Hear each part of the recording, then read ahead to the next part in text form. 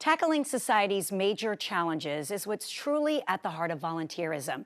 With April being Global Volunteer Month, two powerhouse organizations are sharing what you can do to help make the world a little bit brighter.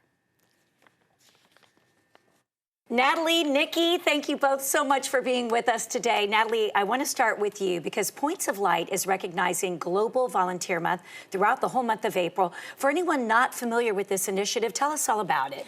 Global Volunteer Month is the month where we lift up and support volunteers and volunteerism. We're working with partners like UPS to celebrate the work that people are doing in community around the world. And so it really is a time for us to tell stories and thank that volunteer. Yeah, people are doing good. And not just with the pandemic now, we're also dealing with the war in Ukraine. So talk about how this is impacting volunteering. We have many partners that are in Eastern and Western Europe.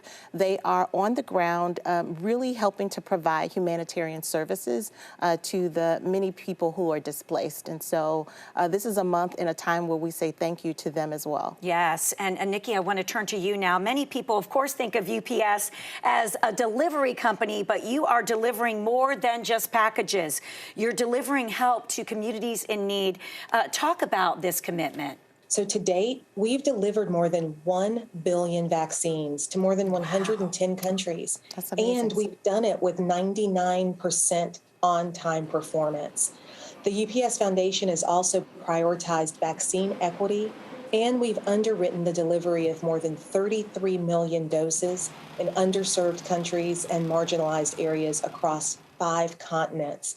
And when you're talking about giving back, I'm so proud to share that UPSers and their friends and families recorded 1 million volunteer service hours in 2021 alone. Talk about specifically more of this work. We just recently announced an initial $1 million in initial emergency funding, and our support for partners such as UNHCR, the Salvation Army, CARE, and the World Food Program will help to get humanitarian relief where it's needed the most. This looks like it's going to be a long humanitarian relief effort, Right. and our first responders need our monetary support. So I want to thank our amazing partners for supporting these efforts during this crisis. Yes. So Natalie, why should someone act now?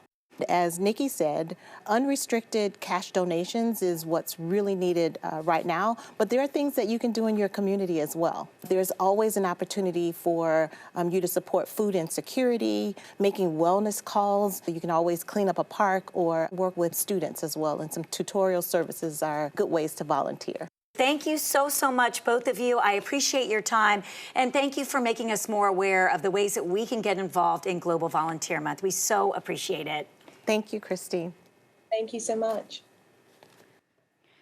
So many opportunities to help a cause, a community, or even an individual. Now remember, it doesn't take much, just your willingness to give of your time and your talent.